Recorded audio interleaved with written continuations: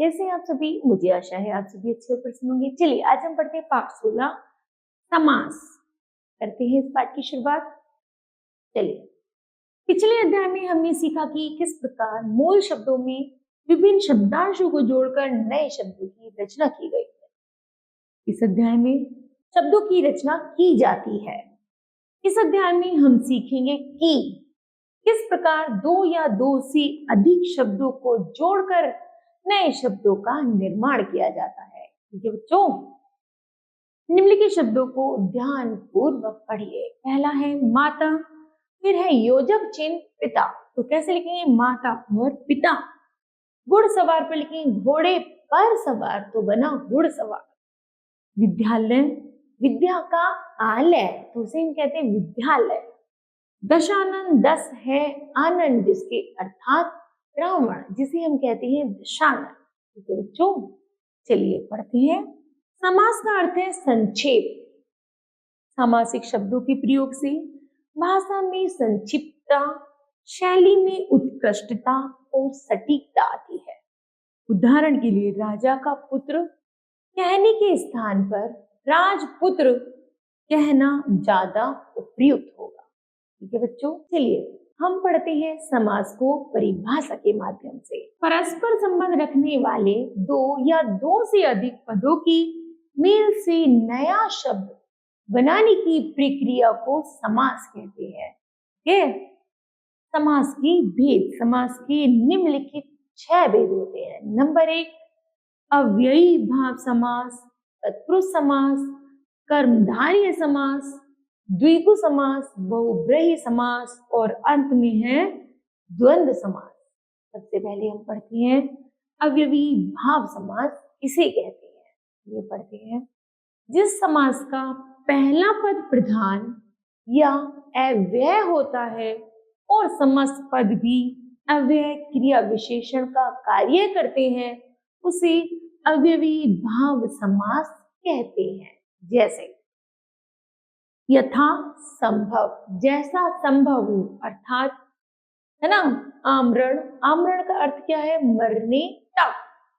निर्भय, निर्भय का अर्थ है बिना भय के। आजन्म, आजन्म का अर्थ होता है जन्म से लेकर यथाशक्ति, शक्ति के अनुसार। और बेखटके, खटके के बिना। ठीक है बच्चों। नंबर 2 है हमारा तत्पुरुष समास। जिस समास का दूसरा पद प्रधान होता है, इसमें तो पहला पद था, है ना, जिसमें दूसरा पद प्रधान होता है उसी तत्पुरुष समास कहते हैं। इस समास में कारखानों की विभक्तियों का लोप होता है और उन विभक्तियों के नाम के अनुसार इसके भेद भी किए गए हैं। जैसे विद्यालय, विद्यालय का समास लिख रहा है विद्या के लिए आलय। तुलसीकृत, तुलसी द्वारा कृत। फिर है राजपुत्र, राजा का पुत्र। हस्तलिखित, हस्तलिखित का है हस्त से लिखित। जेब खर्च के लिए है जेब के लिए खर्च। और अकाल पीड़ित का है अकाल से पीड़ित। बच्चों, विभक्तियों के आधार पर तत्पुरुष समास के 6 भेद माने गए हैं। नंबर 1 कर्म तत्पुरुष, नंबर 2 करण तत्पुरुष, नंबर 3 संप्रदान तत्पुरुष, नंबर 4 आपादान तत्पुरुष, नंबर 5 संबंध तत्पुरुष और नंबर 6 है अधिकरण तत्पुरुष। ठीक है बच्चों, चलिए पहले पढ़ते हैं कर्म तत्पुरुष समास किसे कहते हैं। इस समास में कर्म कारक की विभक्ति, विभक्ति क्या है? को, का लोप हो जाता है।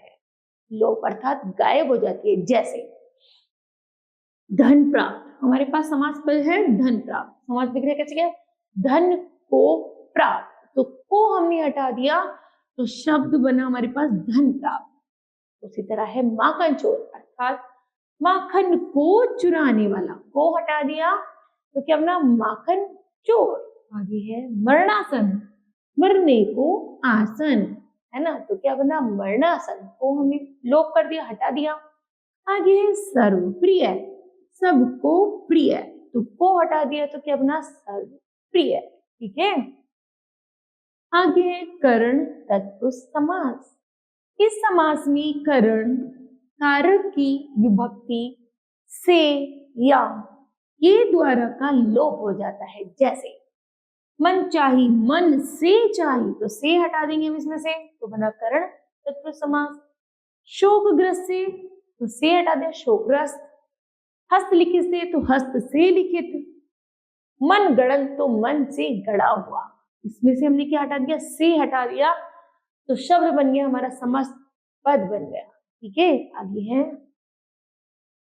संप्रदान तत्पुरुष समास। इस समास में संप्रदान कारक की विभक्ति के लिए का लोप हो जाता है। जैसे हवन सामग्री, तो हवन के लिए सामग्री है ना, के लिए हटा देंगे। देशभक्ति, देश के लिए भक्ति, तो के लिए हटा देंगे। उसी तरह है राष्ट्र प्रेम, तो कैसे लिखेंगे, राष्ट्र के लिए प्रेम। फिर है मालगाड़ी, तो माल के लिए गाड़ी का लोप कर देंगे। ठीक है, आगे है अपादान तत्पुरुष समास। समास, इस समास में अपादान कारक की विभक्ति से का लोप हो जाता है। जैसे भयभीत, भय से भीत। पदमुक्त, पद से मुक्त। रोग मुक्त, रोग से मुक्त। जन्मांध, तो जन्म से अंधा। ये उसी तरह है संबंध तत्पुरुष समास। इस समास में संबंध कारक की विभक्ति का, की, के आदि का लोप हो जाता है। जैसे पवन पुत्र, पवन का पुत्र। समय अनुसार, समय के अनुसार। राजमहल, राजा का महल। राजकुमार, राज के कुमार। ठीक है, नंबर 6 है अधिकरण तत्पुरुष समास। इस समास में अधिकरण कारक की विभक्ति में अर्थात पर का लोप हो जाता है, उसे कहते हैं अधिकरण तत्पुरुष समास। जैसे वनवास, वन में वास। आत्मविश्वास, आत्मा पर वास, आत्मा पर विश्वास। पेट दर्द, पेट में दर्द। और घुड़सवार का है घोड़े पर सवार। तो में और पर आदि हम विभक्तियों को हटा देंगे। इस तरह ये बनता है अधिकरण तत्पुरुष समास। ठीक है बच्चों, आगे है नंबर 3 पर है कर्मधारय समास। कर्मधारय समास किसे कहते हैं, जिस सामासिक पद का दूसरा पद प्रधान होता है और दोनों पदों में विशेषण, विशेष्य या उपमेय, उपमान का संबंध होता है, उसे कर्मधारय समास कहते हैं। जैसे कमल नयन, तो दूसरा पद है हमारा नयन। नयन क्या है, अपने आप में समर्थ है, तो शब्द बनेगा कमल के समान नयन। उसे हम कहेंगे मस्त पदवार समास दिख रहा है। दूसरा है नील गाय, नीली गाय। लाल किला, लाल है जो किला। महात्मा, तो मान है जो आत्मा, है ना। तो पीछे वाले शब्द जो हमारा दूसरा शब्द है वो क्या है, प्रधान है, अर्थवा बदलते नहीं है, उन्हें हम कहते हैं कर्मधारय समास। तीसरा है द्विगु समास। जिस सामासिक पद में पहला पद संख्यावाचक विशेषण हो तथा विग्रह करने पर समूह अथवा समाहार का प्रयोग होता है, वहां द्विगु समास होता है। जैसे नवरात्र, पहला क्या है, नो, है ना, नव, नौ रात का समूह, तो शब्द बना हमारा नवरात्र। पहला शब्द क्या है हमारा, संख्यावाचक। क्या है हमारा, संख्यावाचक। दूसरा है त्रिफला, त्रिफला से बना हमारा 3 फलों का समाहार। ठीक है, क्या बना हमारा, 3 फलों का, 3 फल, है ना, यहाँ पर संख्या है 3, 3 फलों का समाहार। ठीक है बच्चों, आगे है चौराहा, अर्थात 4 रास्तों का समूह। संख्या है पहले, तो बना चौराहा। दोपहर, 2 पहरों का समूह। एक नंबर 5 है, नंबर 6 है बहुव्रीहि समास। जिस सामासिक पद में कोई पद प्रधान न हो तथा समस्त पद किसी अन्य अर्थ का बोध कराता हो, वह बहुव्रीहि समास होता है। जैसे नीलकंठ, अर्थात नीला है कंठ जिसका, तो भाव किसके लिए जा रहा है, अर्थात शिव को। सारा समास विग्रह कोई तीसरा ही ले जाता है, उसे हम कहते हैं बहुव्रीहि समास। इसके आधार पर है पीतांबर, पीले हैं अंबर जिसके, अर्थात श्री कृष्ण। तो यहाँ पर तीसरा पर्सन कौन है, श्री कृष्ण, तो उसे हम कहते हैं बहुव्रीहि समास। फिर लंबोदर, लंबा है उदर जिसका, अर्थात गणेश। दशानन, दशयानन अर्थात मुख जिसके, रावण। ठीक है, ध्यान दीजिए कई समास पद बहुव्रीहि, कर्मधारी तथा द्विगु समासों के रूप में प्रयुक्त होते हैं। कौन सा पद किस समय का समास का उदाहरण है, यह निर्णय उसके विग्रह को देखकर ही किया जा सकता है। जैसे पीतांबर, पीत जमा अंबर, यह है कर्मधारय समास। दूसरा त्रिफला, तो यहाँ पर 3 संख्या आ रही है, 3 फलों का समूह अर्थात द्विगु समास। फिर है पीतांबर, पीली है वस्त्र जिसकी, अर्थात श्री कृष्ण, तो शब्द ना पीता, बहुव्रीहि समास। फिर है त्रिफला, 3 फलों की औषधि है या फलों का समूह, उसे हम कहते हैं बहुव्रीहि समास। ठीक है बच्चों, इस तरह इनको हम समास विग्रह करेंगे तो एक पीतांबर तो पीत जमा अंबर से बना, और एक पीतांबर बना जिस अर्थात जिसका पीला है अंबर। तो समास विग्रह के अनुसार जब उसको बांटा जाता है शब्द को, उसी के आधार पर समास का नाम दिया जाता है। ठीक है, चलिए आगे पढ़ते हैं द्वंद्व समास। जिन समास पदों में दोनों पद समान हो, अर्थ की दृष्टि से स्वतंत्र होती हैं, विग्रह करने पर और का प्रयोग होता है, वहां द्वंद्व समास होता है। जैसे देश विदेश, देश और विदेश, पाप पुण्य, पाप और पुण्य। गुरु शिष्य, गुरु और शिष्य। राजा रंग, जो योजक चिन्ह है, योजक चिन्ह की जगह हम क्या लगाएंगे, और का प्रयोग करेंगे, इसका